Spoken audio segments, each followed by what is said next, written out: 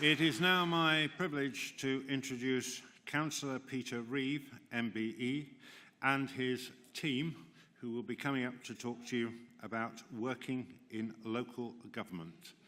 Peter?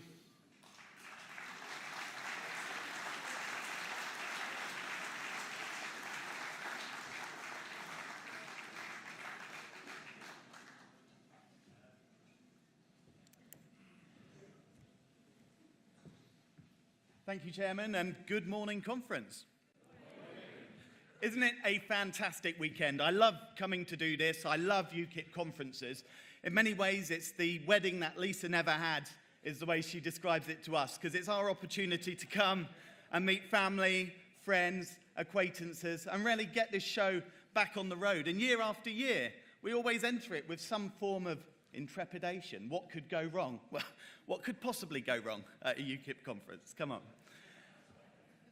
And then we always leave these conferences absolutely high and buzzing, high on a sense of worth, high on a sense of what this country and this party is all about, high on a sense of the mission that this party has to accomplish. And I mean has to accomplish, because if we don't do it, there's nobody else out there who will. There's a few thank yous I'd like to say before I bring a few of our stars onto the platform to speak to you today. One of them is Marianne Overton, MBE, the leader of the group in which UKIP sits on the Local Government Association, and a huge advocate for us and what we do. Marianne, if you'd stand and give a wave.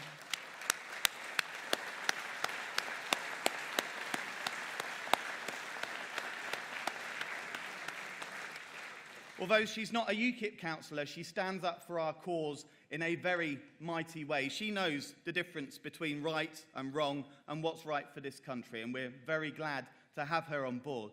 And what's more, it's Marianne who's paid for the sandwiches and the wine at the Councillors Association AGM, so thank you for that, Marianne. I'd also like to thank one of our biggest stars, Chris Wells, our leader of the UKIP-run council down in Kent. Chris Wells is a great man.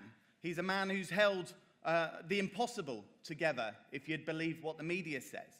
But more importantly, he's a man who has led this party through thick and thin down in his district council, and took it, not just held the fort, but took it for a council where, when Labour was in control, it was a council that was described by LGA people who went down there as toxic, a term they've never used before. A toxic council that is ineffectively run. And then just a few years later, just 2 years later, that same team went back down there and did the same investigations and report and looked at how the council's structured and what Chris and the team and the officers down there have done. And they reported that here is a council that is absolutely fit for purpose, where the political leadership is absolutely right, where the systems are now in place to run it properly and well. And they specifically quoted Chris Wells' leadership of that council as being one of the reasons why it is now back on track and doing well. Ladies and gentlemen, and to the public out there, this is what UKIP achieves when it takes control of councils. So well done, Chris Wells and the team down there.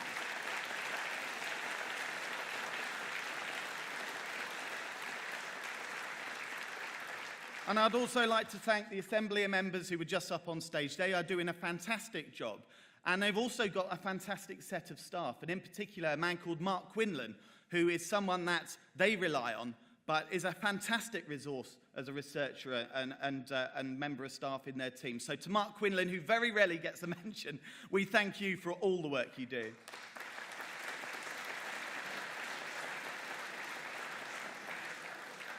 Now, most of you are sick of hearing from me because you hear from me all year round. So I'd like to bring up onto the stage one of the rising stars. She sits on one of the most senior LGA boards in the country that actually deals with Brexit. And just for a few minutes, we'd like to hear from her about how important the LGA has been in what she's doing, the work she's done, and to our party. So, ladies and gentlemen, if I could bring onto the stage Councillor Liz Hazel.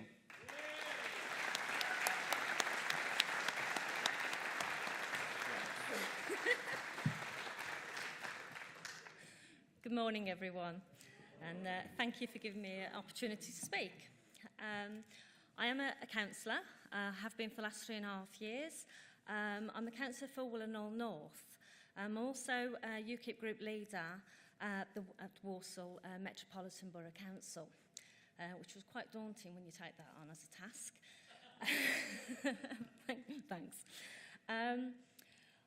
I've also been lucky enough to be able to actually go to the LGA, and through over quite a number of time, I've now sit as the Independent Group's Deputy Chair on the City Regions Board. I'm not sure how many people know much about the LGA, and within UKIP we quite often there's quite a lot of comments that, we don't want to be in the LGA, it's this, it's that and the other. So just a brief outline on where we sit on there.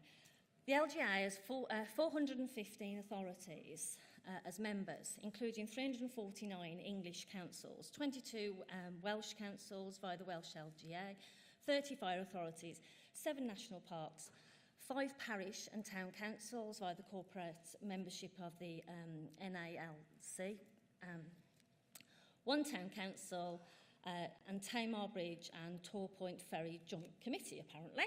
Okay. All the English councils are members of the LGA, except Gosport Borough Council and London Borough Councils of Barnet, Bromley and Wandsworth.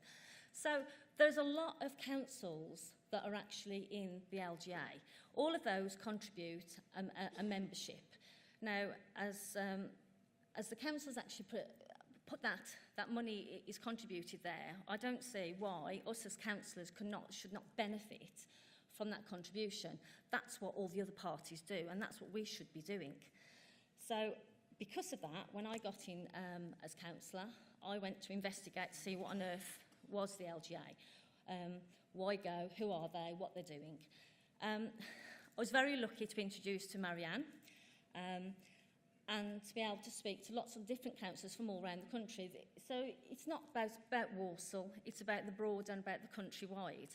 And we're able to have discussions and seminars and find out on different subjects, whether it be housing, whether it be education, and all sorts of areas of expertise from other people.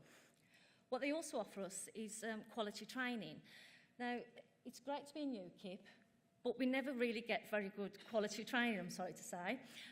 But the LGA offer us that facility, and I've taken advantage of that, and I hope more and more of our councillors do so. For my own part, I've now sit on the City Regions Board, which has, I've sat there since September 2016, so this is my second term. The board has 22 members, 14 Labour, 5 Conservatives, 2 Lib Dems and 1 Independent, me. So I'm a very lonely person on that board. But I don't represent UKIP, I represent the whole of the independent group, which is very broad. So it's not just, it's obviously all the independents of varying aspects, they cover all sorts of areas. UKIP, Greens, Plaid Cymru. So we have to, when we're on there, we have to think of the collective as opposed to just one view. That board is, as it says, City Regions. So the reason that I sit on it is because Walsall is part of the combined authority, West Midlands Combined Authority for our sins, and I did vote against it. But on there, they are very much into combined authorities and the regions and the money. So sometimes you need to have a voice there that isn't all in one direction. You need to be able to challenge what they're thinking and what they're saying. It may only be one voice, but one voice needs to be there. And hopefully when we get more and more councillors, which we need to be doing, and that's what UKIP need to be doing, we can have more of a voice on there in the future. So that's what I'm looking forward to. That board, it's a discussion group to quite think. It's about influencing government because the LGA has the links to actually get to government. So from that board, we discussed things. Obviously, Brexit was one of the first things that was on the board when I arrived, as we'd just won that. And I was definitely the minority. The board was very much about protectionism, right? We want to protect everything we already have. We don't want to lose anything because when Brexit, we're going to lose all our money. So it was all about what do we protect. Now, it has moved on from there. They still want to protect, but now they're looking at opportunities. What can we change? Which parts of government don't work for us? So what can we do? And that's what we need to be challenging all the time. It's not about the status quo and keeping it as it is. It's about thinking, well, if you did it this way, you know, we might be able to achieve it better for less and more productively. And that's what we need to get on there. So that board talks about development, devolution, the skills, workplaces. Job Centre Plus comes up quite often and how we get people back into employment. There's a lot going on about employment and skills. Okay. The other thing they do is they love reports. Unfortunately, my board does. So over 12 months, there's quite a number of reports that have actually been commissioned. Yes, I do say I object to the payment of them, but they still spend, I'm afraid to say. So all I'm saying is please, everybody, support our councillors. Please get out there and run. Become a councillor. Take advantage of the LGA, and we can input. And within the independent group, we can have a really big voice. Thank you, everybody. Bye.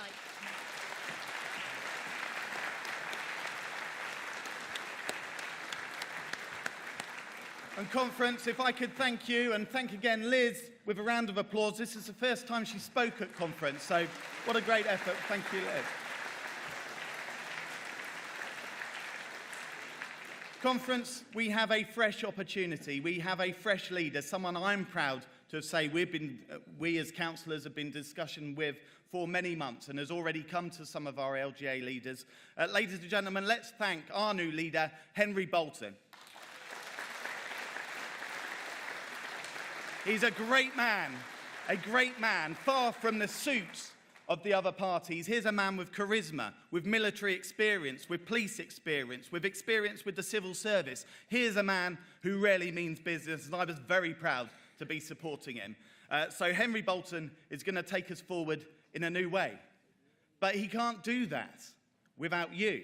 So if I could bring up on stage one of the superstars of our parties to remind you that this party is nothing without you. It's nothing without you standing in elections. It's nothing without you winning seats. And this party will be winning seats under Henry Bolton. Ladies and gentlemen, give it up for Councillor Lisa Duffy.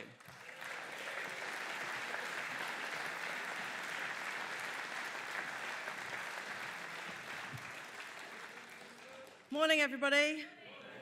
Just want to put one thing right. It's the wedding I've never had because he's never asked. No, don't you dare. Don't do it, don't do it. Right, well, morning, everybody. It's fabulous to be here again talking to you all about local government, and they will have to flash a light because once I start talking about it, I find it very difficult to stop. Back in 2011, Peter said, "Sign here, you need to be on the ballot paper, you'll never get elected." He lied. I got elected onto the town council and the following year onto the district council. And I have to say, it's the best whatever I've ever done. It's really enriching in your own personal life to actually be able to help and support members of your own community. The communities that we love, we breathe, and we want to have a good work ethic, a good life for our children, for our older members of our community. So it's so exciting. There are many parish and town councils out there with vacancies. In fact, thousands of vacancies.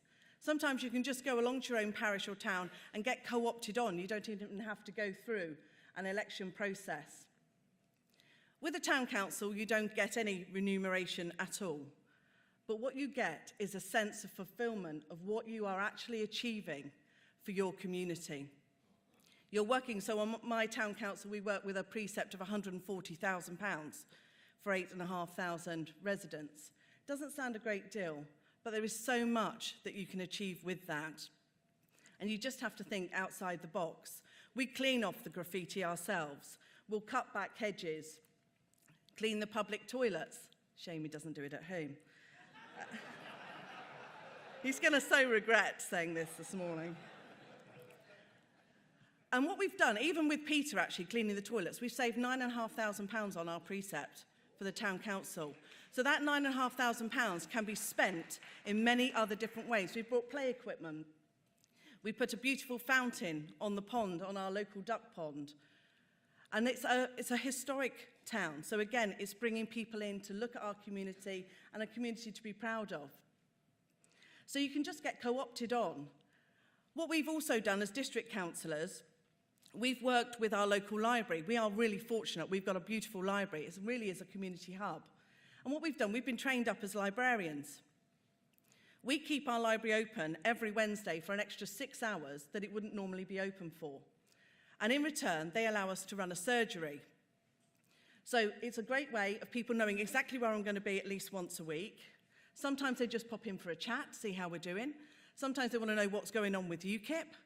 And then they'll come, they want their bus pass renewed, blue badges done, help with PIP forms, can we help with planning applications, can we get the pothole filled, etc., etc. All things that are very important to their lives. What we've also done is increase Job Club. So we've got an extra Job Club every week where we helped, this year alone, over 55 people get back into the workplace. We help young people with their CVs. So there is so much that you can actually do, and this is without standing in the council chamber.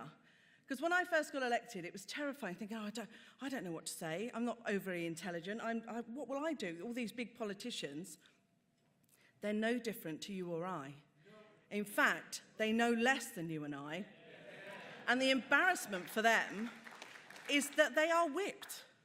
They are told how to vote. I go and sit on working parties and they, oh yeah, no, I agree with you, I agree with you. Get to the council, they vote the other way. But you just agreed with me. Why is that? Because they are told what to do, what to say, and how to think. That is appalling. We in UKIP are not. And the beauty within our local manifesto is that UKIP councillors are not whipped. We are free to represent our communities.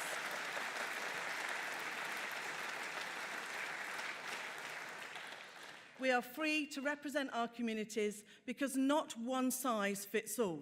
Every community in this country is different. We have our local manifesto, which when you're a councillor, you have full involvement in the creation of, in how it's laid out, in what we want to achieve, and what our ethos is really for the following year. So we know when we're putting that out, everybody knows what you get with a UKIP councillor.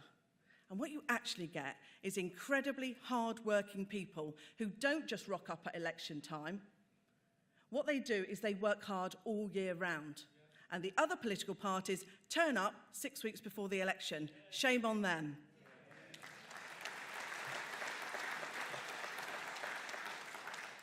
Now, what Pete's asked me to do today is to come out here today and really talk about why you should stand in the election. So how many people here have stood in local elections before? Fabulous. How many of you are going to be standing next year? Not enough hands, not enough hands. My job is to get all the hands up. Pardon? Standing on Thursday.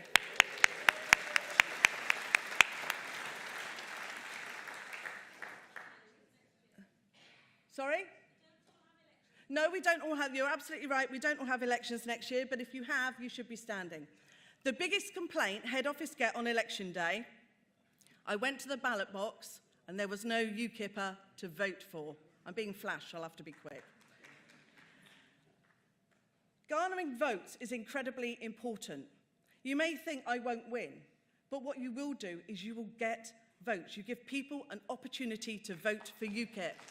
And those votes give us more media attention, so it's absolutely vital that you do stand for UKIP.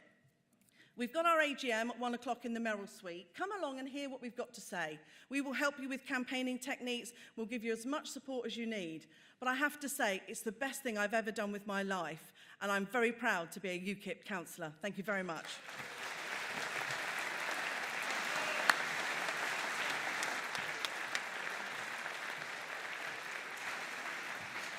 Ladies and gentlemen, Isn't she brilliant? Give it up for Lisa Duffy.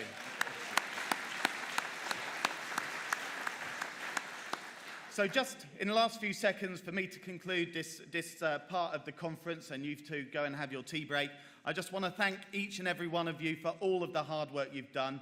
Every footstep you make in the cold and the rain makes that difference. Under Henry Bolton, we will be winning again. We've been through the toughest year this party will ever face, whether it's crisis in the leadership, whether it's one of the most difficult elections. We always knew 2017 was going to be a tough May for elections because the seats from 2013 were back up. We always knew it. What we didn't know was we'd have a Prime Minister pretending to be UKIP throughout the county council elections. And it's only after that election that we found out that she lied and deceived this country, which is why her general election went so badly. Well, our people, ladies and gentlemen, our voters, our members will not be deceived again. Next May is UKIP's May, and we will be winning seats up and down this country because as our MEPs walk into the sunset of the European Parliament, it's our Assembly members and our councillors that will be the political front line of this party, standing up for ordinary people, standing up for local communities, fighting against the bureaucracy and the political will of the European Union. Ladies and gentlemen, it's up to you whether we succeed. Thank you. Thank you very much.